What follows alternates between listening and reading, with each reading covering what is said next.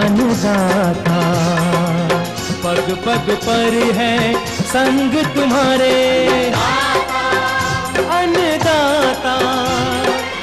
लहू किसानों का बन के पसीना सींचता है धरती का सीना। मेहनत का तेरी हक दिलवाने, नई तकनीक नई खोज बताने। पशुधन को गुणवान बनाना, पौध सुरक्षा को सिखलाना, खेती के सब गुर समझाने, भारत का सरताज बनाने। आठों पहर है संग तुम्हारे अन्नदाता अन्नदाता। नमस्कार, मैं श्वेता भट्टाचार्य आप सभी दर्शकों का अन्नदाता कार्यक्रम में स्वागत करती हूं। हर रोज की तरह कार्यक्रम में हम लेकर आते हैं खेती बाड़ी से जुड़ी हुई बहुत सी लाभकारी जानकारियां। तो चलिए सबसे पहले देखते हैं क्या है विशेष आपके लिए आज के कार्यक्रम में। अधिक उपज हेतु सोयाबीन की फसल में कीट और रोगों का नियंत्रण। बरसात के मौसम में मुर्गियों की देखरेख पर जानकारी। उत्पादन हेतु केले के टिश्यू कल्चर पौधे की रोपाई पर जानकारी।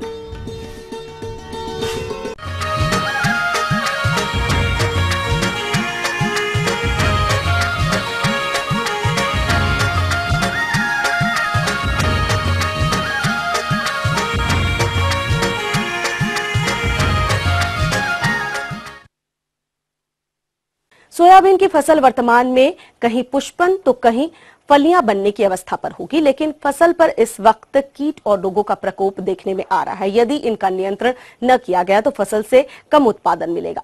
तो सोयाबीन की फसल में इन हानिकारक कीट और रोगों का नियंत्रण कैसे करना है, इसकी जानकारी दे रहे हैं कृषि महाविद्यालय रीवा के वैज्ञानिक डॉक्टर वी.डी. द्विवेदी। कि जो सोयाबीन की फसल आप देख रही है हमारे पीछे, बहुत अच्छी फसल है। इसमें कुछ ऐसे परेशानियां या समस्याएं आ सकती हैं जिससे आप चिंतित हो सकते हैं और आपकी फसल को नुकसान हो सकता है, उत्पादन घट सकता है। मेरा आपसे ये निवेदन है कि आप इस परिस्थिति में अपने खेतों का निरीक्षण करें। पुष्प अवस्था में दो समस्याएं अभी हम अपने खेत में देख रहे थे। बहुत सी जो वैरायटी पुरानी हो चुकी हैं उसमें ये पीला आ रहा है, मोजैक, इसको येलो वेन मोजैक कहते हैं। ये आता है व्हाइट फ्लाई से। वो एक कीड़ा होता है छोटा, उस समय उड़ता रहता है और वो जहां पर बैठता वहीं अपने अंडे दे देता है। परिणाम ये होता है कि वो 1 से 1000 गुना प्रतिदिन की दर से, प्रति घंटे की दर से बढ़ता है और आपके पूरे खेत की फसल को खराब कर देता है। येलो वेन मोजैक आ गया है तो कोई बहुत उसमें घबराने की बात नहीं है। केवल एक काम करें कि उसको अगले वर्ष उस सोयाबीन को बीज के रूप में बिल्कुल प्रयोग ना करें। दूसरी बात यह है कि जिन किसान भाइयों ने देर से सोयाबीन की बोनी की है उनके यहाँ यदि इस प्रकार की समस्या आ रही तो वो 2 काम करें। यदि बहुत कम है तो उसको अभी उखाड़ के और एक गड्ढे में गाड़ दें और साथ ही साथ उसमें व्हाइट फ्लाई के जो सफ़ेद मक्खी है उसके नियंत्रण के लिए किसी अच्छे इंसेक्टिसाइड कीटनाशक दवा जैसे कि इमिडाक्लोप्रिड बहुत अच्छी दवा है। यानी एक टंकी में ml दवा डाल करके और पानी भर दें, इसके बाद उस दवा को डाल दें तो वो व्हाइट फ्लाई जो है वो मर जाएगी और जो पीला पड़ना है ये रुक जाएगा। दूसरी जो समस्या आ रही है सोयाबीन की फसल में, अभी हम खेत में ही देख रहे थे, वो आप लोग देखिएगा कि कुछ पत्तियां ऊपर से सूख रही हैं। तो उसको ये ना माने कि आपका पौधा खराब हो गया, उसको आप उस पत्ती को देखिएगा तो जैसे हमारी उंगली में ये लाइन बनी है इसी तरह से पत्ती में चारों तरफ से एक छल्ला टाइप का बना होगा और उस छल्ला को यदि आप देखें खोल के तो अंदर पौधे को फाड़ के देखें तो एक इल्ली मिलेगी। वो इल्ली आगे चल के बहुत बढ़ जाती है और वो क्या करती है, पौधे के बीच के जो भाग है खास तौर से उसको हम कहें हृदय, उसको खा जाती है। परिणाम ये होता है कि आपका पौधा धीरे धीरे पूरा सूख जाएगा। इसलिए यदि आपके खेत में ऐसे कोई पौधे हों उनको देखें। यदि कुछ पौधों में पत्ती मुड़ रही हो, उसके अंदर भी एक कीड़ा रहता है, उसको भी देखें। यदि कोई उड़ने वाले कीड़े हैं उनको भी सतत अपने खेत की निगरानी करें। केवल यदि आपने देखा कि इस प्रकार का कोई कीड़ा लगा है या आपके पौधे में इस तरह का कोई लक्षण है तो उसके लिए बहुत सी दवाएं हैं, लेकिन जो सहज सरल उपलब्ध दवा है वो है ट्राइजोफास। ट्राइजोफास का 1.5 से 2 ml माने एक टंकी में 25 से 30 मिलीलीटर ml दवा डालें और उसको पानी से भर दें और छिड़काव करें। जो बहुत बड़े किसान भाई हैं उनके यहाँ चूंकि ये काम बहुत बड़ा हो जाएगा इसलिए वो पावर स्प्रेयर से इसका छिड़काव करें। आप देखेंगे कि 1 हफ्ते बाद आपकी फसल में किसी भी प्रकार का कोई कीड़ा नहीं होगा और फसल अच्छी होगी। बात करते हैं इन कीटों के समन्वित नियंत्रण के बारे में। तो इसके अंतर्गत सर्वप्रथम खेत की ग्रीष्मकालीन गहरी जुताई करें, जिससे अंदर छिपी इल्लियां एवं संखियां नष्ट हो जाएंगी। इसके अलावा बोनी समय से करें। सोयाबीन के साथ ज्वार या मक्का की अंतर्वर्तीय फसल लगाएं। ऐसा करने से कीट प्रकोप कम होता है। खेत व खेत की मेड़ों पर उपलब्ध खरपतवारों को समय समय पर निकाल कर नष्ट कर देना चाहिए। खेत में जल निकास की उचित व्यवस्था करना चाहिए। फसल में कीटों का प्रकोप अधिक होता हो तो फसल चक्र अपनाएं। खेत में 20 से 25 टी आकार की खूंटियां प्रति हेक्टेयर लगा दें, जिन पर परभक्षी कीट आकर बैठेंगे तथा इल्लियों को चुन चुन कर खाकर इनकी संख्या को कम कर देंगे। इसके अलावा 8 से 10 फेरोमोन ट्रैप प्रति हेक्टेयर खेत में लगा दें एवं 15 दिन के अंतराल पर फेरोमोन ट्रैप का ल्यूर बदलते रहें एवं इसी के साथ साथ प्रकाश प्रपंचों का भी प्रयोग करें, जिससे कीट प्रकाश की ओर आकर्षित होकर नष्ट हो जाते हैं। इसके साथ ही साथ किसान भाइयों मित्र कीटों का संरक्षण करें और नत्रजन युक्त उर्वरकों का संतुलित मात्रा में प्रयोग करें। कीट ग्रसित भागों को तोड़कर नष्ट कर देना चाहिए और जैविक नियंत्रण में नीम युक्त कीटनाशक दवा की 5 मिलीलीटर मात्रा को प्रति लीटर पानी के हिसाब से घोल बनाकर कीट प्रकोप की प्रारंभिक अवस्था में ही छिड़काव करें एवं इल्लियों के नियंत्रण हेतु ट्राइकोडर्मा कार्ड फसल में लगा देना चाहिए या फिर आप NPV वायरस का 250 LE का घोल बनाकर भी छिड़काव कर सकते हैं। और यदि कीटों का प्रकोप आर्थिक क्षति स्तर से अधिक हो तभी रासायनिक दवाओं का छिड़काव करें। ये थी कुछ उपयोगी जानकारियां। अब लेते हैं एक छोटा सा ब्रेक, जल्द लौटेंगे और कार्यक्रम में आगे है महत्वपूर्ण जानकारियां। बने रहिए हमारे साथ।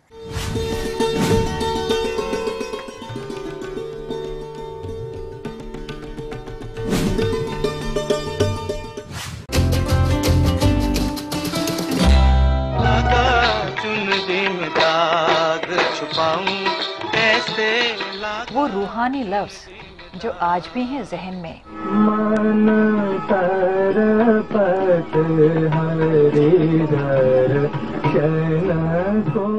वो खुदाई मौसीकी जो ले आए जन्नत जमी पर। जो भी हो तुम खुदा की कसम लाजवाब हो। वो दिलकश अंदाज जो लौटा लाए गुजरा जमाना। प्यार किया तो डरना क्या, जब प्यार किया तो डरना क्या। देखिए भूले बिसरे गीत।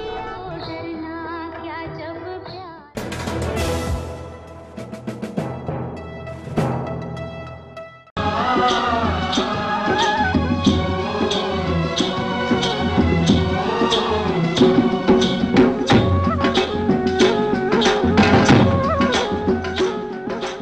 ब्रेक के बाद एक बार फिर से आप सभी दर्शकों का अन्नदाता कार्यक्रम में स्वागत है। बढ़ते हैं अगली प्रस्तुति की ओर।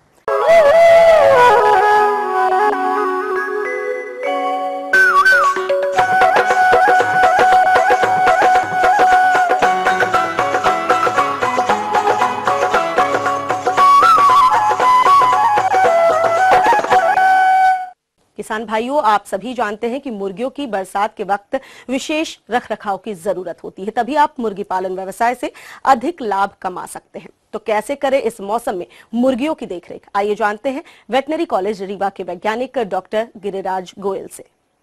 किसान भाइयों, वर्तमान में बरसात का मौसम चल रहा है और ऐसे मौसम में हमें अपने जानवरों एवं मुर्गियों की देखभाल के लिए कुछ विशेष सावधानियां अपनाने की जरूरत है, जिनमें प्रमुख रूप से मुर्गियों का आहार प्रबंधन, मुर्गियों का आवास प्रबंधन और मुर्गियों के बिछावने का प्रबंधन प्रमुख हैं। सर्वप्रथम हम बात करेंगे मुर्गियों के आवास प्रबंधन की। तो चूंकि बरसात में पानी कई बार मुर्गियों के सेट के अंदर भी जा सकता है। तो ऐसी स्थिति में मुर्गियों के सेट की खिड़कियों को आप पॉलीथीन से ढक दें, और यदि अंदर पानी चला गया है तो मुर्गियों के बिछावन या बुरादे को अच्छी तरह से मिला दें, और यदि ज़्यादा मात्रा में पानी से बुरादा गीला हो गया है तो कुछ मात्रा में बुरादा भी मिला दें। और ऐसी स्थिति में कॉक्सीडिया नामक परजीवी भी अधिक मात्रा में पनप सकता है, तो उसके लिए 1 किलोग्राम चूना प्रति 10 स्क्वायर फीट क्षेत्र के हिसाब से मुर्गियों के बुरादे में मिला दें, जिससे कि कॉक्सीडिया नामक बीमारी का नियंत्रण हो जाता है। इसके साथ आप ध्यान रखें कि मुर्गियों के सेट के चारों तरफ गड्ढों में पानी जमा ना हो, जिससे कि मच्छर पनप सकते हैं एवं मुर्गियों में कई प्रकार की बीमारियां हो सकती हैं।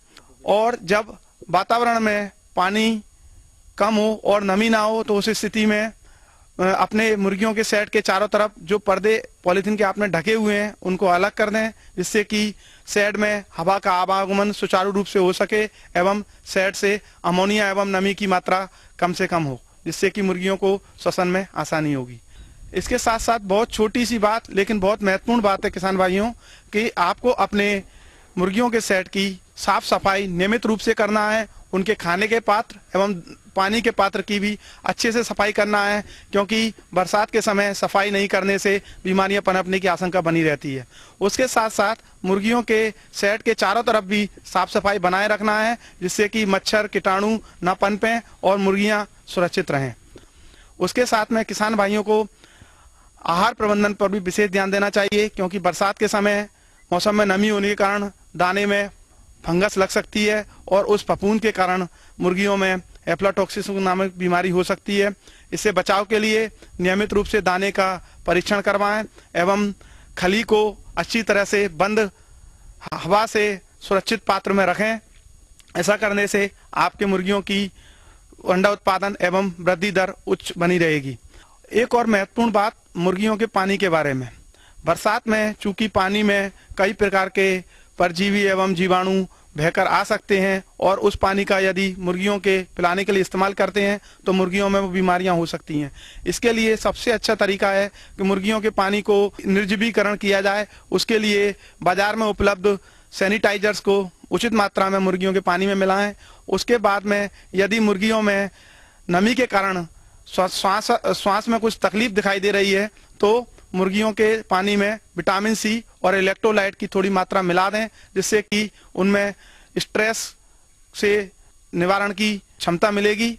उसके बाद बरसात में श्वसन संबंधी बीमारियां भी बहुत अधिक मात्रा में पाई जाती हैं, क्योंकि गर्मी के साथ साथ नमी होने से मुर्गियों में श्वसन में परेशानी आती है। तथा ऐसी स्थिति में आप ध्यान रखें कि रानीखेत डिसीज का नियमित टीकाकरण करवाएं। उसके साथ में यदि उस क्षेत्र में ILT और IB नामक बीमारियां भी मौजूद हैं तो आप इन दोनों बीमारियों के टीके भी लगवाएं। किसान भाइयों, इस प्रकार इन छोटी छोटी बातों का ध्यान रखने से आपकी मुर्गियों का स्वास्थ्य अच्छा बना रहेगा, उनकी उत्पादन क्षमता भी उच्च रहेगी और आपके लाभ में भी निरंतर प्रगति होगी।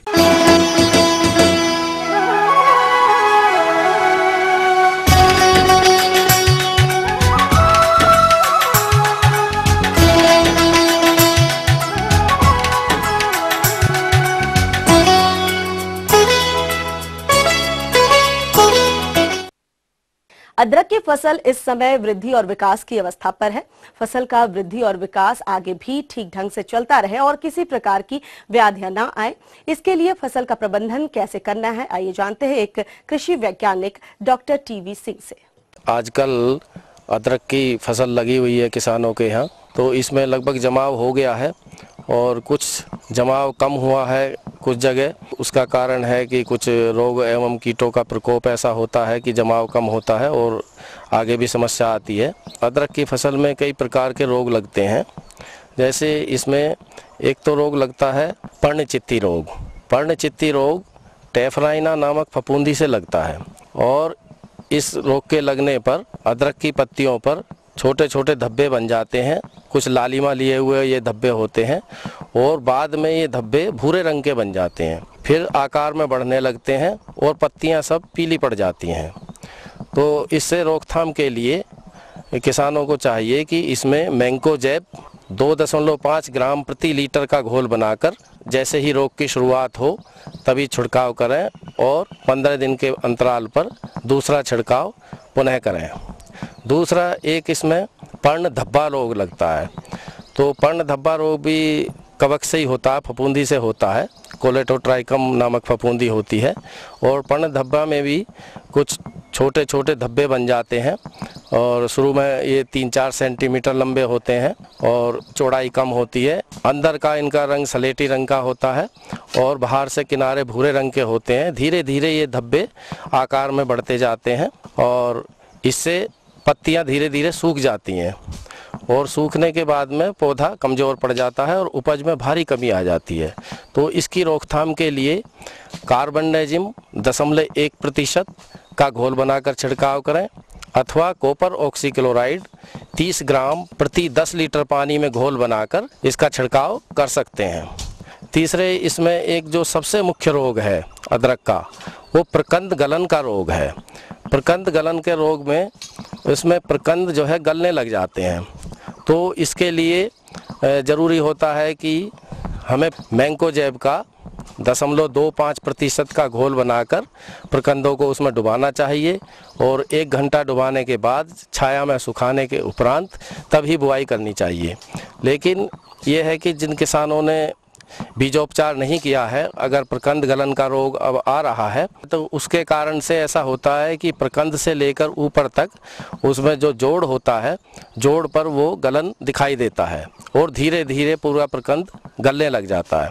प्रकंद गलने के उपरांत वो थोड़ा नरम हो जाता है और पौधे सूखने लग जाते हैं। तो इस रोग की रोकथाम के लिए जो पौधे प्रकंद गलन रोग से ग्रसित हो गए हैं उनको उखाड़ दें और बाकी में कॉपर ऑक्सीक्लोराइड 30 ग्राम प्रति 10 लीटर का घोल बनाकर इसकी ड्रेंचिंग करें तो तभी इसकी थोड़ी रोकथाम होगी। एक इसमें बैक्टीरिया से भी बीमारी आती है, बैक्टीरियल विल्ट। तो बैक्टीरियल विल्ट में भी जो राल्स्टोनिया नामक बैक्टीरिया होता है उससे ये बीमारी आ जाती है और उसमें पत्तियों पर लंबी लंबी धारियां बनने लग जाती हैं और धारियां आकार में बढ़ने लग जाती हैं, पत्तियां धीरे धीरे पीली पड़ने लग जाती हैं। तो उससे उपज में भारी कमी आ जाती है। तो बैक्टीरियल विल्ट की रोकथाम के लिए ब्लीचिंग पाउडर का हल्का घोल बनाकर उससे सींच सकते हैं इसको, तो उससे इसकी रोकथाम होगी। दूसरे, इसमें कुछ कीट भी लगते हैं। मुख्य कीट इसका प्रकंद बेधक होता है। जो प्रकंद होता है अदरक का उसमें छेद बना देता है और तने में भी घुस जाता है, तो जिससे पूरा प्रकंद गल जाता है बाद में। तो उसकी रोकथाम के लिए कोई कीटनाशक जैसे कि मेलाथियान है 0.1% का घोल बनाकर हम उससे उसकी ड्रेंचिंग करें जिससे कि प्रकंद बेधक कीट की रोकथाम हो सके। एक इसमें कीट और लगता है जो पत्तियों को काट देता है और धीरे धीरे वो पत्तियों को काट कर पत्तियाँ छन्नी जैसी होने लग जाती हैं। तो इसके लिए भी किसी उचित कीटनाशक जैसे मेलाथियान का ही इसमें घोल बनाकर हम छिड़काव कर सकते हैं, तो उससे कीट की रोकथाम होगी।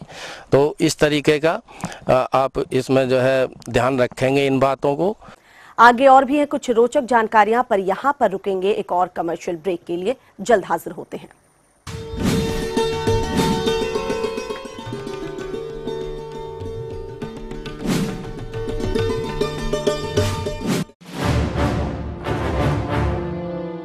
ये जादू है, हकीकत नहीं। और हकीकत ये है, जो हो जाता है लौटता नहीं। ये कोई हादसा भी हो सकता है, खुशी का लम्हा या किसी मजलूम की आह भी। जिंदगी के तमाम पहलुओं में छिपा है वो सच जो जादू नहीं, हकीकत है। और हकीकत के साथ है ईटीवी।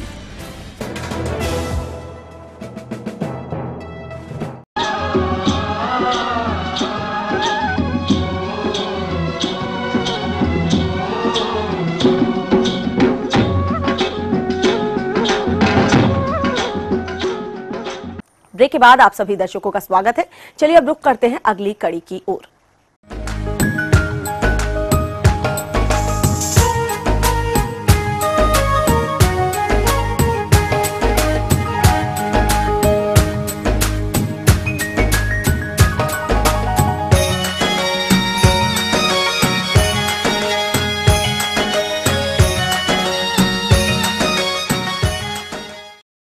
हमारे प्रदेश में केले की बागवानी बड़े पैमाने पर की जाती है और ये वक्त केले के नए बाग स्थापन करने के लिए उत्तम है। अतः केले के बाग से अधिक उत्पादन प्राप्त करने के लिए कैसे करें केले की रोपाई, इस विषय पर जानकारी दे रहे हैं उद्यानिकी विशेषज्ञ राकेश कुमार। केला खेती यहाँ मुख्य जो है किसानों का पेशा है और विगत वर्षों में जो है टिश्यू कल्चर केला की प्रजाति G9 के रूप में जो पौधा सामग्री है राज्य स्तर से जो है मुहैया कराया जा रहा है किसानों को मुफ्त में।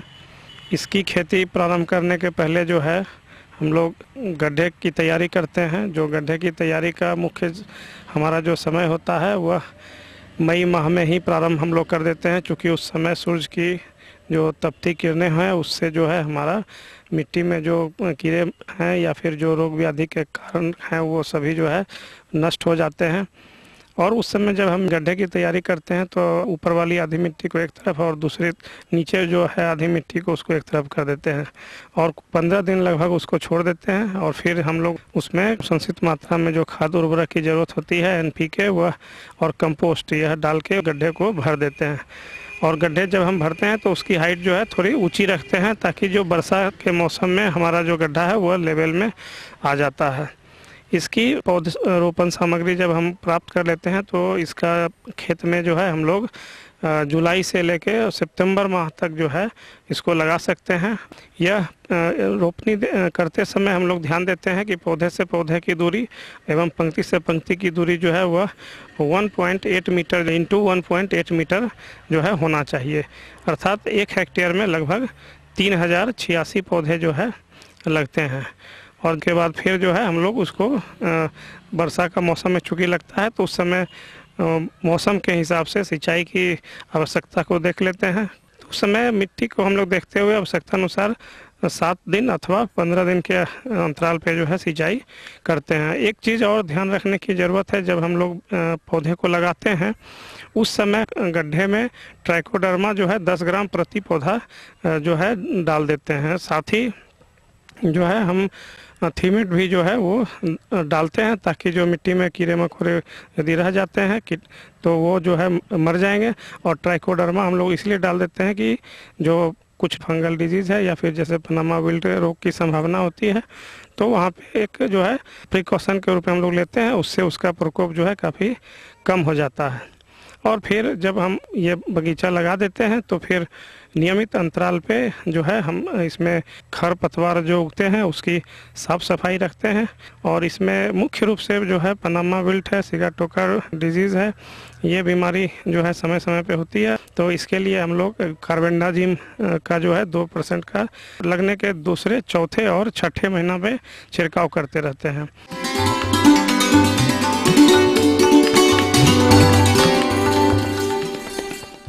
अन्नदाता हेल्पलाइन निशुल्क फोन संपर्क सेवा के माध्यम से आपके द्वारा पूछे गए प्रश्नों में से 1 या 2 महत्वपूर्ण प्रश्नों को हम अपने कार्यक्रम में शामिल करते हैं। इसी के तहत आज का चयनित प्रश्न और उसका जवाब इस प्रकार है।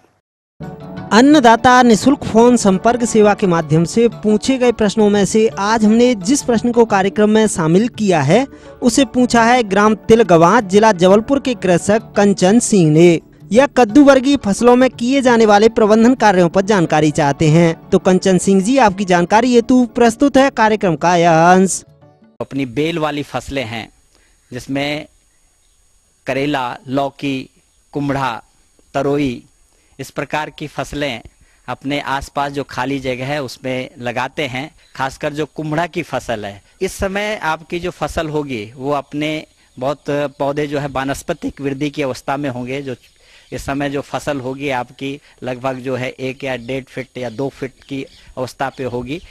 जो खास इस समय ध्यान देने की आवश्यकता है उसमें प्रमुख रूप से जो हम फसल के जो नीचे तरह तरह के खरपतवार उग रहे होंगे, तो पहले तो सबसे पहले आवश्यकता है कि हम उन खरपतवार को वहाँ से उस जगह से निकालें और जो भी थला है, पौधे का थला है, उसको खरपतवार विहीन रखें। खरपतवार निकालने के तुरंत बाद उसमें जो पहली मात्रा है हमारी जो खड़ी फसल में हम इस समय उर्वरकों की देते हैं उसमें यूरिया की मात्रा देनी चाहिए। प्रति जो थला है उसमें कम से कम आप 15 से 20 ग्राम यूरिया की मात्रा उसमें प्रति थलहा जो है देनी चाहिए। और खाद डालने के तुरंत बाद उसमें आप जो है गुड़ाई करके और उसमें अच्छी तरह से वो खाद यूरिया जो है मिला देनी चाहिए। पेड़ की जो आपका तना है उसमें मिट्टी चढ़ाने का काम करना चाहिए, क्योंकि बेल वाली फसल होने के लिए आवश्यक है कि हम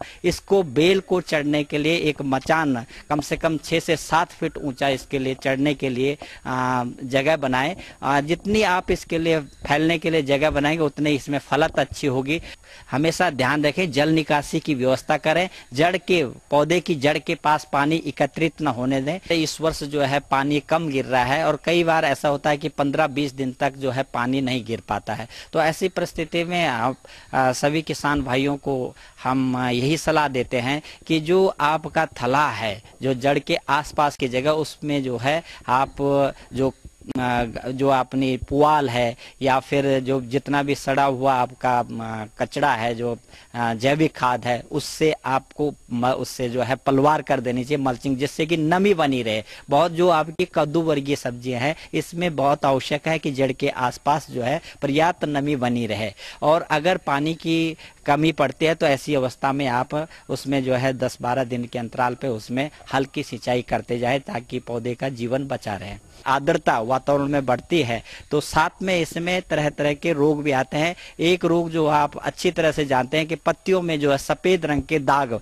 बनने शुरू हो जाते हैं और पत्तियों पे ऐसे महसूस होता है कि जैसे किसी ने राख छिड़क दी हो। तो इसको जो हम लोग अपनी भाषा में जो बभूतिया रोग, पाउडरी मिल्ड्यू के नाम से इस रोग को जाना जाता है। जैसे ही आपको पत्तों पे इस प्रकार के छोटे छोटे सफेद रंग के या राख नुमा धब्बे दिखें तो तुरंत उस पे सल्फर का छिड़काव कर सकते हैं, या एक कैलेक्सिन दवा बाजार में उपलब्ध है और उसकी 1 मिलीलीटर प्रति लीटर पानी की दर से इस दवाई का छिड़काव कर सकते हैं। दूसरा, इसमें जो प्रमुख रूप से रोग आता है कि अगर आप पत्तियों को उल्टी तरफ से दूसरी तरफ निचली तरफ पत्तियों के देखेंगे तो उसमें आपको कथई रंग के धब्बे नजर आते हैं। ऐसे लगता है जैसे कि उसमें किसी ने पान थूक दिया हो। तो ये जो रोग है इसको हम मृदु रुमेला रोग के नाम से इस रोग को जाना जाता है।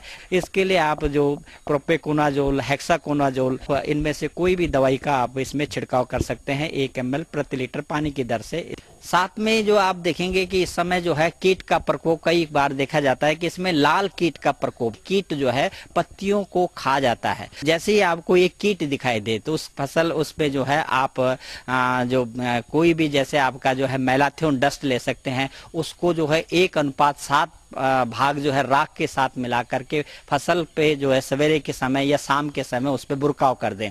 और इसके साथ में अगर ये आपको मैलाथियोन नहीं मिलता है तो उसमें कार्बारिल है या फिर डेल्टामिथ्रिन है, साइपरमिथ्रिन है, तो इस दवाई का 1 मिलीलीटर प्रति लीटर पानी की दर से उस पर छिड़काव करेंगे तो निश्चित तौर पे आप अपनी फसल को इस कीट से बचा सकते हैं। हम ये उम्मीद करते हैं कि आज का कार्यक्रम आप सभी दर्शकों के लिए उपयोगी रहा होगा। किसान भाइयों, अन्नदाता आपकी सेवा के लिए संकल्परत है। कृषि संबंधित समस्या और सुझाव के लिए आप हमें इस पते पर संपर्क कर सकते हैं। प्रोड्यूसर अन्नदाता, ETV Madhya Pradesh, Chhattisgarh, Ramoji film city, Hyderabad 501512। साथ ही आप हमें ईमेल भी कर सकते हैं। हमारा ईमेल एड्रेस है annadatamp@etv.co.in। इसके अतिरिक्त आप हमें निःशुल्क हेल्पलाइन नंबर 180010845999 पर सोमवार से शनिवार सुबह 10 से शाम 4 बजे के बीच संपर्क कर सकते हैं। अब आइए देखते हैं कल दिखाए जाने वाले कार्यक्रम की मुख्य झलकियां। अधिक उपज हेतु मूंग और उड़द की फसल पौध संरक्षण उपायों पर जानकारी। गुणवत्ता युक्त टसर रेशम पालन हेतु कोयों की देखरेख। फिलहाल अन्नदाता की पूरी टीम को दीजिए इजाजत। कल फिर इसी वक्त आपसे मुलाकात होगी कृषि संबंधित कुछ और रोचक जानकारियों के साथ। नमस्कार।